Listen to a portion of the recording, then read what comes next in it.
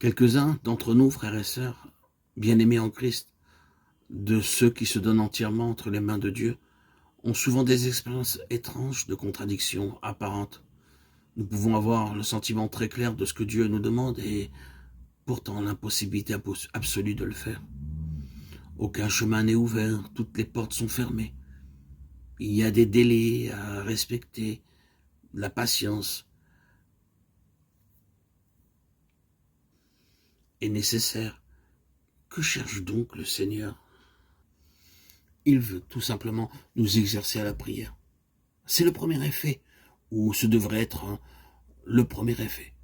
Nous faire entièrement entrer dans l'importunité. Nous ne pouvons pas abandonner. Nous pouvons essayer de tout abandonner au Seigneur, mais nous voyons revenir à notre intercession encore, et le Seigneur ne nous permet pas de rester indifférents. Oui, il désire une connaissance et une intelligence plus grande de notre part. Cela est lié à toutes les voies du Seigneur à notre égard, et une chose que nous avons faite dans notre expérience, mais qu'il nous sera bon d'avoir plus clairement définie dans notre pensée, c'est que nous ne pouvons pas apprendre les principes divins, ni obtenir la connaissance spirituelle dans les livres, ni par la lecture. Nous ne pouvons les connaître que par l'information intérieure. Il faut premièrement la conception d'une chose intérieure, il doit y avoir l'information en nous, et ensuite le travail intérieur qui conduit à la naissance. C'est l'opération de la vie. Nous ne saurions apprendre les principes divins et spirituels dans des manuels, ni même la Bible. Nous ne pouvons apprendre ce que contient la Bible que par une expérience vivante. La Bible n'est pas un gramophone, elle est un microphone. Quelle est la différence? Un gramophone exprime ce qui est renfermé en lui-même. Un microphone transmet quelque chose de l'au-delà. La Bible n'est pas un gramophone. Il nous est donné par notre lecture de la parole quelque chose de l'au-delà pour notre intelligence. Nous pouvons avoir de la Bible une connaissance de gramophone, c'est-à-dire nous pouvons connaître la Bible de part en part comme un livre, en avoir les analyses et les diagrammes les plus merveilleux, tout en restant encore, pour tous les buts pratiques et spirituels de manière vivante, très peu utile au Seigneur. Mais si nous possédons une compréhension de microphone de la parole, nous avons les Écritures, mais bien plus, si Dieu nous parle par les Écritures, nous les recevons de manière vivante. Lorsque nous étions enfants, nous avons tous pris au bord de la mer des coquillages et les avons appuyés à notre oreille pour entendre le bruit de la mer. Nous avons rapporté chez nous, dans la ville, les coquillages et les avons mis à notre oreille. Nous avons toujours entendu le bruit de la mer. Est-ce vrai? C'est une illusion enfantine. Lorsque nous sommes enfants, nous avons apporté les coquillages dans la vie et nous croyons entendre le bruit de la mer qui est tout accumulé dans ce coquillage et que nous n'avons qu'à le mettre à l'oreille pour l'entendre. C'est la pensée de l'enfant au sujet de ce coquillage. Mais ce n'est rien de pareil. Ce coquillage ne fait qu'agir comme un tuyau qui collecte les vibrations des sons atmosphériques et qui nous permet d'entendre ce que nous n'entendrions pas avec l'oreille naturelle. Le coquillage n'est rien.